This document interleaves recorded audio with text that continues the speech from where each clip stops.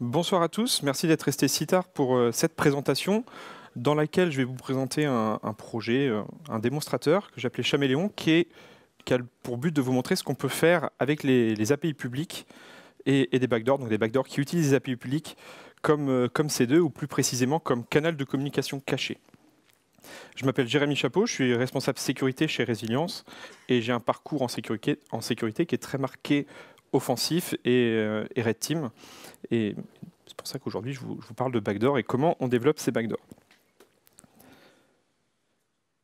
L'objectif de la présentation, pour les personnes qui sont plus sur la filière Ops, ça va être de voir comment un attaquant il va chercher à contourner toutes les mesures que vous allez mettre en place de filtrage, de sécurité. Pour la partie dev, ça va être un peu comment on peut exploiter les API que vous développez, comment on peut détourner leur utilisation à des fins, au-delà même d'aller chercher des vulnérabilités, comment on va détourner des utilisations. Et d'une manière plus générale, à part tous les petits take-out qu'il va pouvoir y avoir, parce que bon, je suis de la sécu, donc j'aime bien quand même donner de temps en temps, il faut faire ci, il faut faire ça.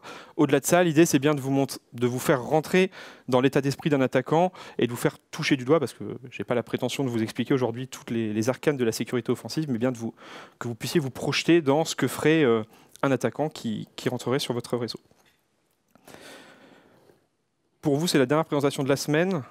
Pour moi, c'est la première de toujours. Donc si la main tremble ou s'il y a des trémolos, c'est pas un Parkinson précoce ou une passion pour les chants traditionnels suisses, c'est juste un gros stress. Mais ça devrait bien se passer. Ce qu'on va aborder avant la partie démo, qui j'espère se passera bien, je vais vous remettre un peu en contexte les backdoors, le canal de communication caché, à quoi ça sert, pour bien contextualiser tout ça.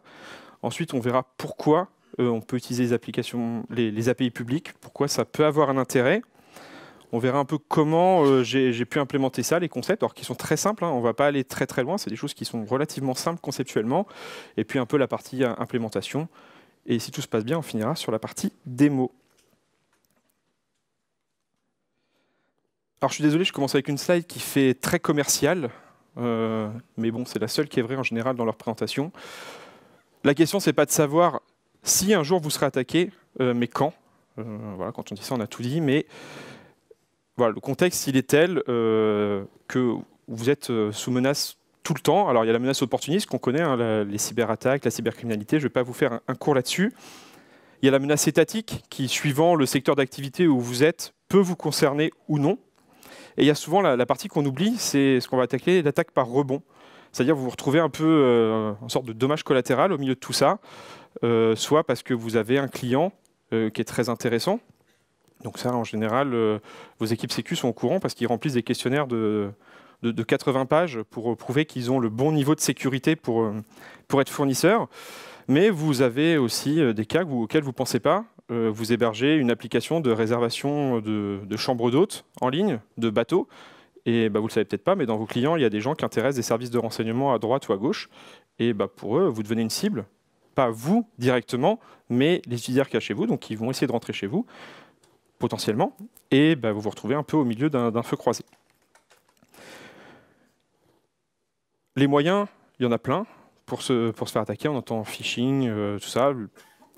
La supply chain, on l'a vu avec les récentes sur la librairie de compression, et c'est un exemple où vous vous retrouvez au milieu du feu croisé.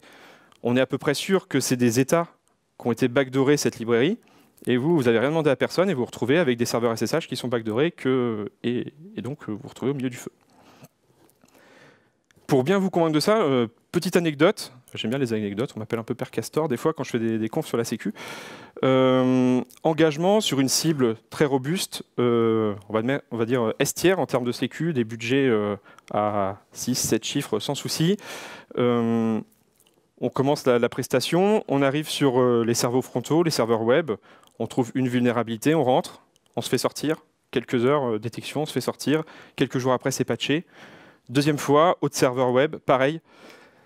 Bon, j'aime bien me prendre des murs, mais on s'est dit comment on peut passer autour. On scanne, la sécu était plutôt globalement bonne, et là on tombe sur le système de détection incendie. Alors pourquoi le système de détection incendie qui est public sur Internet, sûrement le prestataire qui avait un peu la flemme de mettre en place le tunnel qui va bien. Toujours est-il que c'était exposé sur Internet. IoT exposé sur Internet, ça doit lever des lumières rouges partout. En général, c'est jamais à jour. Donc on rentre dans la partie incendie. Donc là, c'est assez fun, hein. Si je veux, je déclenche les sprinklers. Bon, en termes de cyber, c'est pas fou. Bon, sauf si vous commencez à avoir des data centers, des choses comme ça. Là, on peut commencer à faire du dégât physique, mais c'est pas ce qu'il y a de plus intéressant pour moi, surtout dans un cadre de Red Team cadré. On va éviter de faire ça aux clients. Et on gratte un peu et on est dans un VLAN, donc une enclave réseau réservée à l'IoT.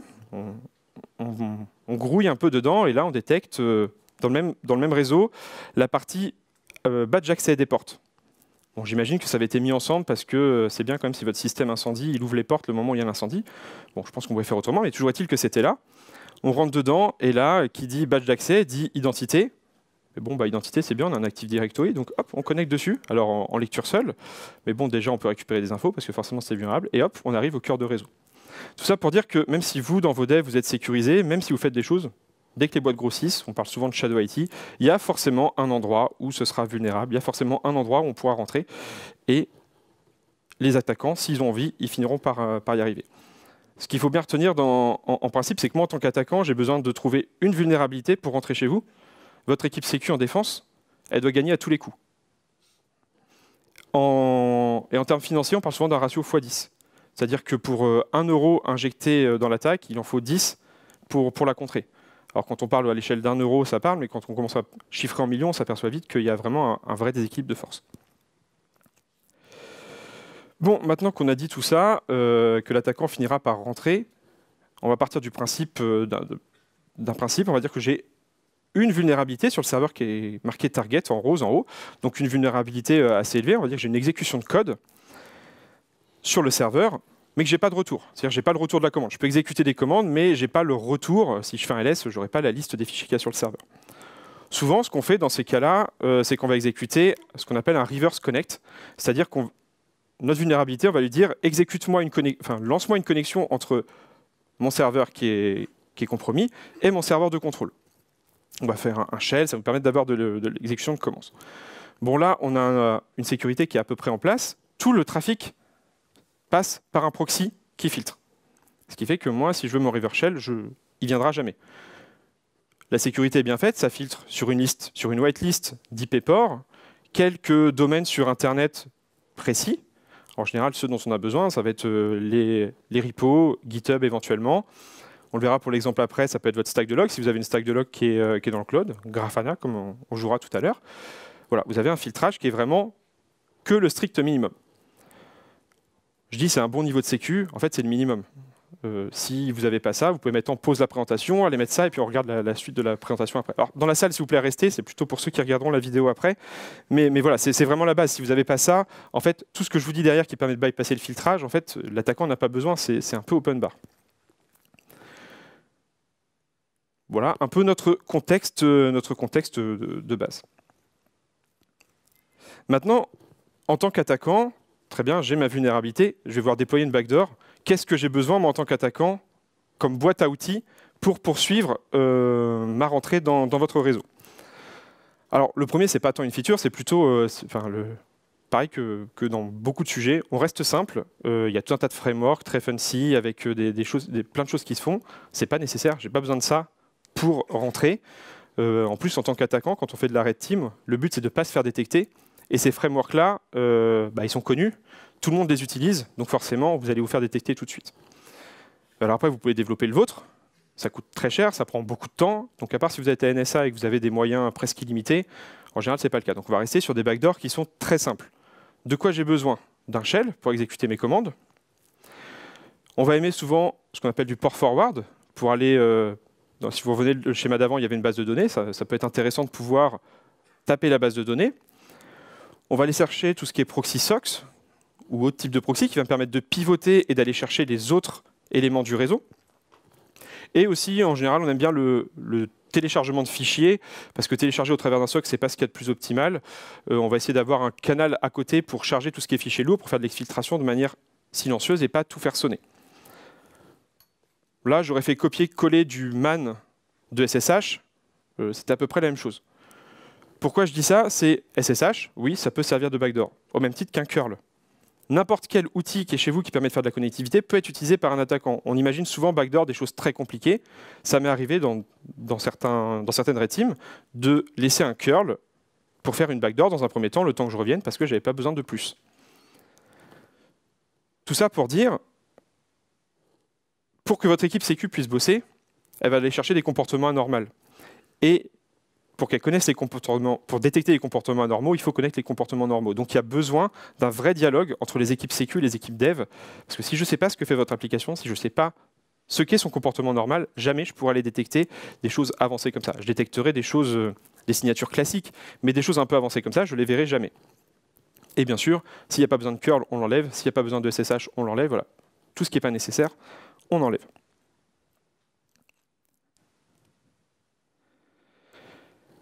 Qu'est-ce qu'un canal de communication caché? Bon, c'est pas très compliqué. C'est un canal qui va nous permettre de faire passer de l'information et de le cacher aux yeux des outils de filtrage, donc d'aller bypasser les politiques de trafic, et, si possible, de le cacher aussi aux yeux des analystes, si jamais ils viennent mettre les yeux, le regard vraiment sur le trafic qui est en cours. Alors, je vous en liste quelques-uns ici, hein, ça n'a pas vision être exhaustive. Le premier, les malléables C2, c'est quelque chose qui est assez propre à un framework qui est assez utilisé par les attaquants, qui s'appelle Cobalt Strike. Le but, c'est d'aller, mimique, je ne retrouve pas le terme en français, d'aller imiter des comportements normaux. Donc là, il n'y a pas d'histoire d'usurpation, c'est juste, OK, bah, quand il y a un appel qui est fait à Facebook, eh ben, je vais reprendre la même payload et je vais me cacher là-dedans en imitant la payload qui est faite à Facebook. Ça permet de bypasser déjà pas mal de sécurité. Après, on a, c'est un peu ancien, tout ce qui va être domaine fronting. Là, c'est un peu plus technique. L'idée, c'est dans HTTPS, ça se fait très vulgairement en deux fois. Vous avez d'abord la négociation de la couche de chiffrement en TLS, et ensuite vous avez la requête HTTP qui est en quelque sorte imbriquée dedans. Et ben, le domaine fronting, ça consiste à dire je négocie le TLS avec un domaine, pour nous resilience.care, et dedans, après, ma requête HTTP, je ne vais pas la faire sur resilience.care, je vais la faire sur evil.com, et aux yeux du filtrage de sortie, il ne voit pas ce qui se passe dans le TLS, c'est du chiffré. Et donc, ça me permet de d'évader complètement. Alors ça avait le vent en poupe jusqu'en 2018 à peu près, où Google et les gros hébergeurs, globalement, ont mis fin un peu à la récré, ont coupé tout ça, parce que ça commençait à être clairement pas mal utilisé par les groupes, par les APT. Alors, on en retrouve encore aujourd'hui chez certains hébergeurs, hein, pas plus tard qu'il y a quelques semaines, j'en ai vu un sur un hébergeur. En 3, le subdomaine takeover, alors que ce soit le vôtre ou celui d'un partenaire que vous auriez whitelisté, on revient dans la logique d'aller chercher la tierce partie la plus faible de la chaîne, donc peut-être un de vos fournisseurs. Et là, bah, c'est whitelisté, bah, je passe par le domaine qui est whitelisté. En 4, j'ai mis ICMP, donc ping et DNS tunnel. Là, le concept, c'est je prends ma donnée, je l'encapsule dans un autre protocole qui a rien à voir, mais qui est en général whitelisté. C'est rare de voir le DNS filtré en sortie, c'est rare de voir ICMP filtré en sortie. Et bon, alors ça génère un nombre de requêtes affreux. Aujourd'hui, c'est extrêmement bien détecté par toutes les équipes de sécurité, mais c'est des moyens qui permettent de bypasser tout un tas de choses. Le DNS tunnel, si vous êtes sur des Wi-Fi où on vous demande de vous authentifier avant de vous connecter, il y a 90% de chances que le DNS lui soit pas filtré, et donc avec un tunnel DNS, vous passez par leur connexion sans jamais vous identifier sur leur portail captif. Et en 5, bien sûr, les API publiques, c'est un peu le but du talk aujourd'hui. Encore une fois, l'idée, c'est, moi je veux faire de la détection, j'ai besoin de savoir vers quoi votre API, vers quoi votre app a besoin de se connecter. Je parlais de Grafana tout à l'heure, si votre app a pas besoin de se connecter sur Grafana, ça va sonner chez moi. Donc, encore une fois, besoin d'un dialogue, de doc, de spécification, y compris pour la sécu, pour savoir quel est le comportement normal.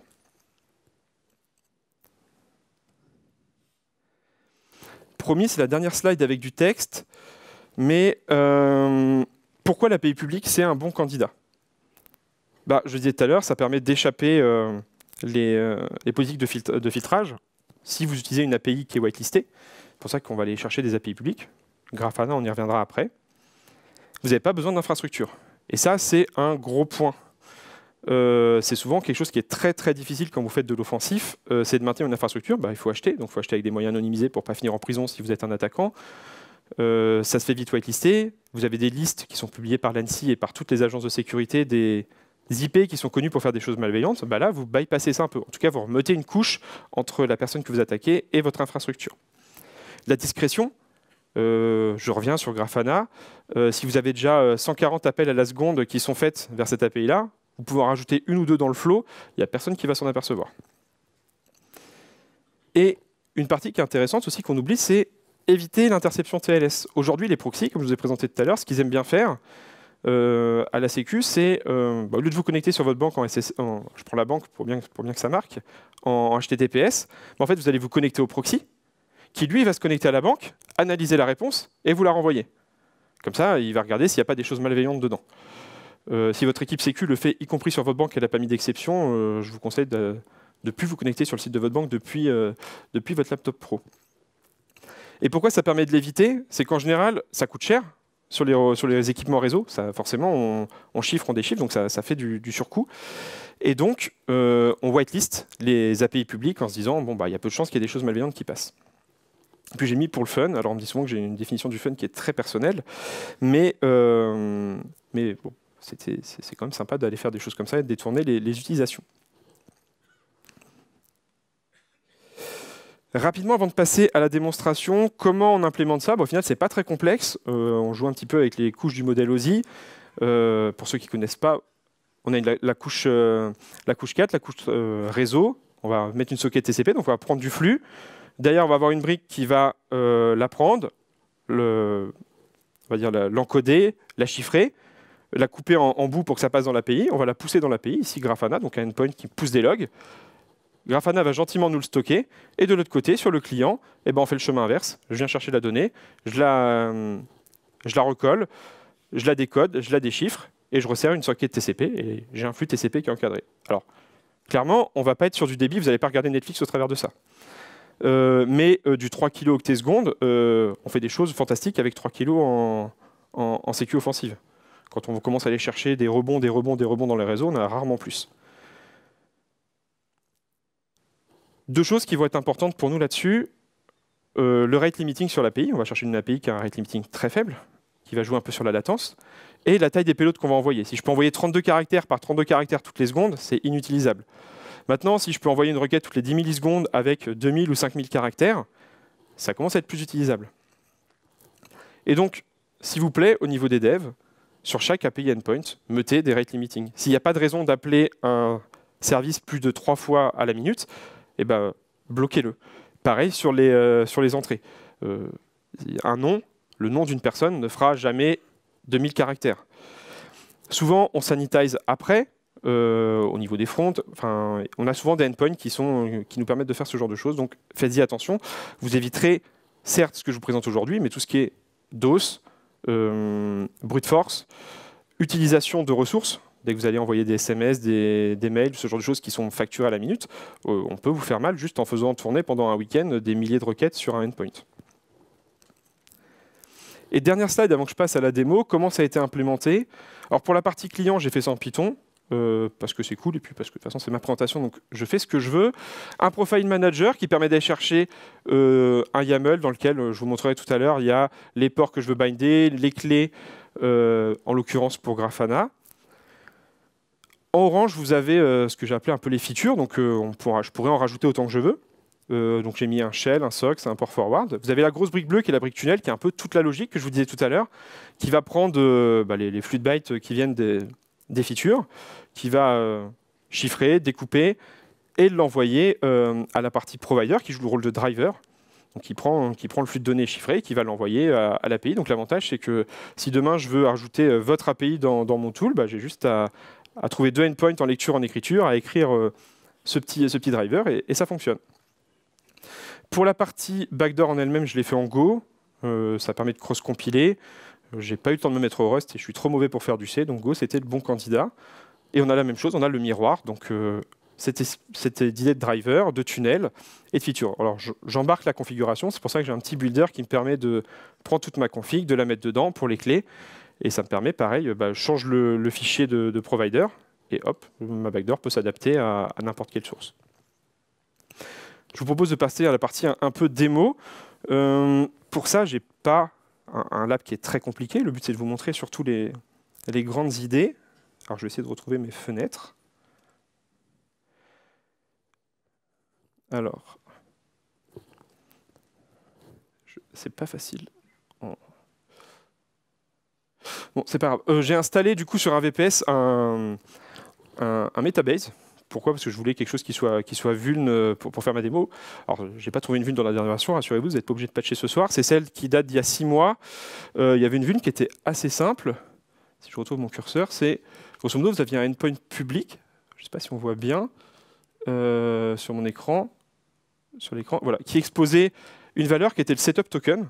Donc, même une fois que la base était installée, ça restait dedans, le setup token, et vous pouviez l'utiliser pour rappeler l'API et faire exécuter des commandes à Metabase. Donc ça, il y en a encore quelques-uns qui sont exposés sur Internet. Alors, n'allez pas jouer avec, vous n'avez pas le droit de le faire, mais ça permet de faire des choses assez sympas. Alors, je vais reprendre ici pour vous montrer. Alors, je suis désolé, c'est pas très fancy comme démo. Vous avez mon terminal. Sur la partie du bas, je me suis connecté au VPS. Donc, c'est juste pour la partie... enfin, en vrai, je n'aurais pas cette connexion au VPS, bien sûr, mais c'est pour vous montrer ou débugger si jamais ça se met à pas marcher.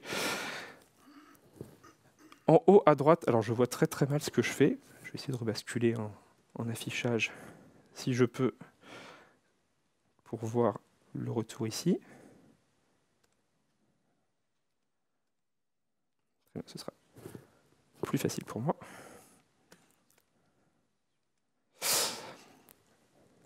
Donc en haut, je vais lancer un build de ma backdoor. Donc je vais lancer le build avant, parce que ça prend un peu de temps à uploader après par la vulnérabilité. Donc un petit build, dans le beau répertoire, ça marche mieux. Qu'est-ce qu'il fait? Il copie les fichiers, il patch dedans les valeurs, il me fait un binaire pour Linux en utilisant mon profil Loki. Donc là, j'ai une petite backdoor qui fait 5 mégas quand même, c'est le problème de Go, c'est pas très light. Et sur mon écran de droite, donc j'ai réécrit un peu le POC de la vulnérabilité pour pas exécuter des commandes, mais prendre mon fichier, le découper en stub de caractères. Je les encode en base 64 et je les écris dans un fichier sur le VPS qu'on va voir. Et après, je rends exécutable et je lance.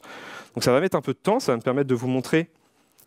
Donc d'abord, il va chercher le token, comme on l'a vu tout à l'heure. Et là, il va mettre un peu de temps. Je crois qu'il met à peu près 150 requêtes, du coup, à uploader mon binaire qui fait 5 mégas. J'ai vu pire. Hein, on a déjà joué sur des uploads de fichiers qui étaient parsés. Donc c'est un Excel qu'on uploadait, qui était parsé par le logiciel. Et il y avait une injection SQL, parce qu'on pouvait faire une injection SQL dans l'Excel, donc on arrivait à caractère par caractère. Donc, vous voyez, quand on est attaquant, on va chercher jusqu'à des trucs un peu... Et donc là, je crois qu'on avait fait 8000 requêtes pour arriver à uploader une pauvre backdoor sur le serveur. À quoi ça ressemble les profils? Voilà, je vous montrais tout à l'heure. Donc ça prend ce profil-là, donc je vais donner des ports avec des features. En bas, je vais mettre la conf de ma backdoor, donc un secret, parce que je renvoie quand même... C'est une API publique, donc je vais essayer de chiffrer les choses de chez vous que je récupère. Et en bas, vous avez les creds pour se connecter à Grafana. Donc vous pouvez prendre une photo, de toute façon, elle expire à la fin de cette conf, et le VPS sera brûlé. Donc là, ça met un peu de temps à se uploader, mais on ne doit plus être très loin de la fin. Voilà, je crois qu'il y a encore quelques dizaines de kilos dessus, s'il veut bien. Sinon, c'est pas grave, je basculerai sur mon plan de secours. Je pense qu'on n'a plus beaucoup de temps. Donc, le temps qu'il fasse, je vous demande de me faire confiance que ça fonctionne. Donc, je lance la backdoor, sinon elle se lance. Et là, alors, je peux vous montrer le filtrage en attendant. On a vraiment, je drop. Alors les ports que vous voyez, ce sont les ports de Grafana. Je n'ai pas mis de proxy qui filtre sur le SNI. J'ai fait des choses un peu sales pour être sûr que ça marche à peu près. On est bien en drop partout. Si je veux faire un curl sur Google, ça me coupe. Et maintenant, je vais lancer mon client. D'accord. Forcément, dans le bon dossier, ça marche mieux. Donc là, qu'est-ce qui s'est passé? J'ai juste lancé mon client qui va attendre des connexions. Donc il m'a bindé un port 7777 sur lequel moi je vais écouter un shell. Sur l'autre, j'ai mis un SOX. Donc, si je viens me connecter au port sur lequel j'ai un shell, donc on voit, c'est que ma backdoor me dit, je demande un tunnel à la backdoor qui est sur le serveur pour un shell. Ça a mis un peu de temps parce que j'ai mis un sleep, c'est-à-dire que je fais des requêtes toutes les 10 millisecondes tant qu'il y a du trafic, et puis après, j'augmente progressivement pour faire le moins de bruit possible. Donc là, on voit qu'elle m'a répondu.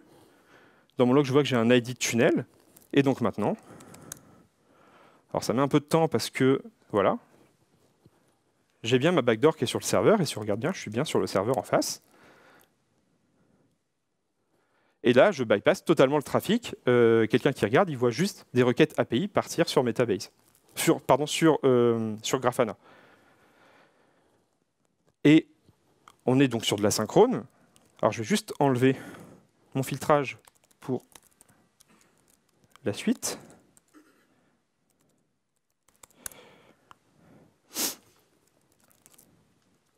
Juste, voilà, là, on passe sur du SOX. Donc SOX qui permet donc de proxifier le trafic. Et on voit que ma requête qui va passer par le SOX, qui met un peu de temps parce que c'est en attente, on est bien sur l'IP de sortie de mon VPS. Donc, on est parti d'une connexion. Mon SOX, c'est du TCP, je peux faire passer ce que je veux dedans. Si dedans, je veux faire passer un client MySQL, si je veux faire passer un client SSH pour trouver le serveur qui est dans l'autre LAN, enfin, je peux faire ce que je veux, passer ce que je veux en TCP dedans. Ça passe par de l'API en asynchrone, donc c'est pour ça qu'on a des latences un peu élevées, et derrière, ça ressort naturellement. Et si on regarde un peu ce que ça donne du côté de Grafana, pour vous montrer que je ne vous ai pas menti, que ce n'est pas une démo qui est fake depuis le départ, mais en fait, tout passe par Grafana, voilà, qui me stocke gentiment des payloads chiffrés, comme ça, dans les messages de Grafana. Je l'ai fait sur Grafana, je peux le faire sur l'API Microsoft, je peux le faire sur Notion si je suis sur un laptop.